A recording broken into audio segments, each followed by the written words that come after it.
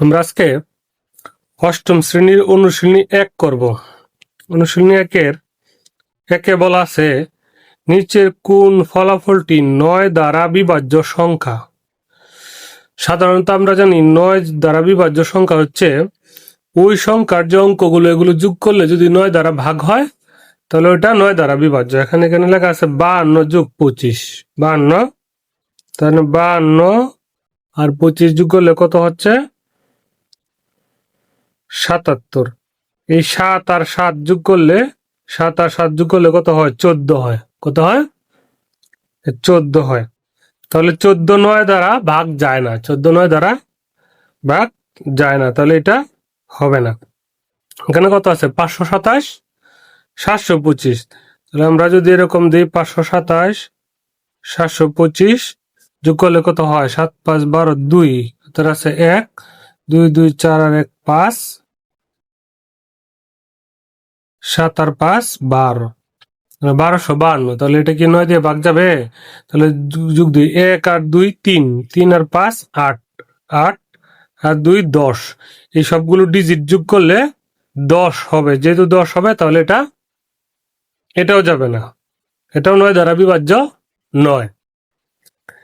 এখানে আছে 412 238, তাহলে এটা আমরা যোগ দিয়ে দেখি 412 234, 412 234 যোগ করলে কত হয় 4 আর 2 6, 1 আর 3 আর 1 4, 4 আর 2 6। তাহলে এখানে 6 4 6 মানে 646, 6 আর 4 10, 10 আর 6 16, 16 কি 9 দিয়ে ভাগ যায় না, তাহলে এটাও যাবে না। এইখানে 75 থেকে 57 গেলে, এই যে 75 থেকে 57 বিয়োগ গেলে এখানে 8, 1 নিয়ে আসলাম 1 18, 18 কে 8 আর 1 9, এই 9 দিয়ে বিভাজ্য যায়। তাহলে এটা এই ঘ নাম্বার হচ্ছে উত্তর। ঘ নাম্বার কি উত্তর। এরপরে বলছে ক সংখ্যক ক্রমিক স্বাভাবিক বিজোড় সংখ্যার যোগফল কত। তাহলে আমরা দেখব ক সংখ্যক ক্রমিক স্বাভাবিক বিজোড় সংখ্যার যোগফল কত। ক্রমিক স্বাভাবিক সংখ্যা কত, এই যে 1 2 3 4 5 6, এগুলো হচ্ছে ক্রমিক স্বাভাবিক সংখ্যা। এগুলো এখন ক্রমিক স্বাভাবিক বিজোড় সংখ্যা কত, এই যে ক্রমিক স্বাভাবিক বিজোড় সংখ্যা হচ্ছে 1 3 5 7 9, এগুলো হচ্ছে বিজোড় সংখ্যা।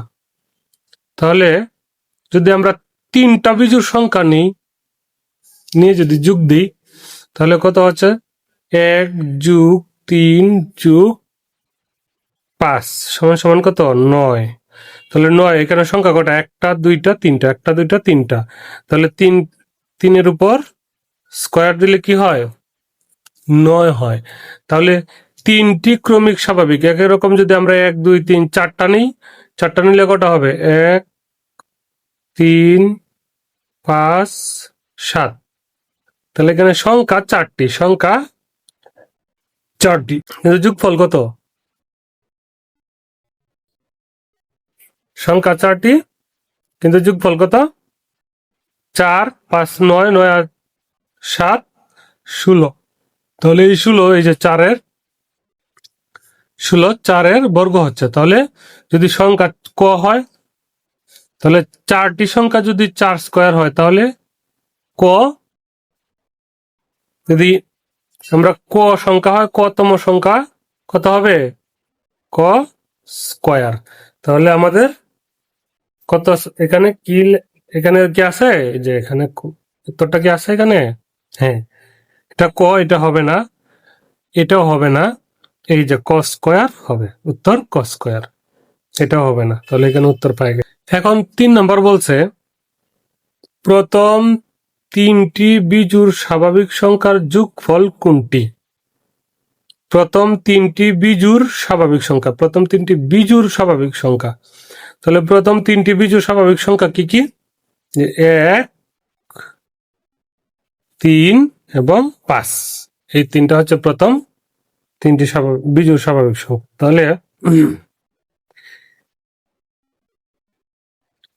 এই স্বাভাবিক সংখ্যার যোগফল একটি, বলছে যোগফল।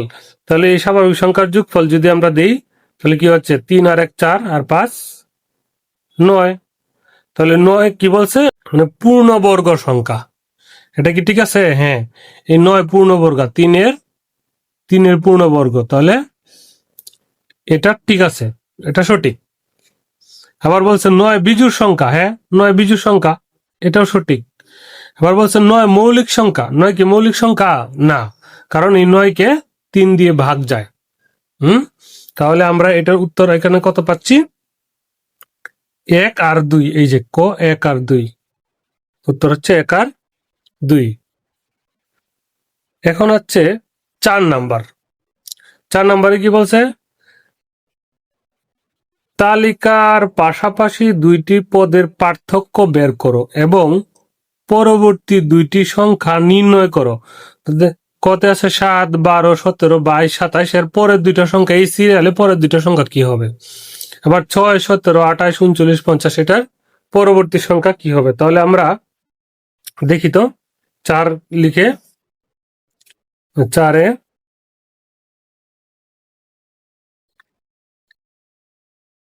এর ক, 4 এর কতে আছে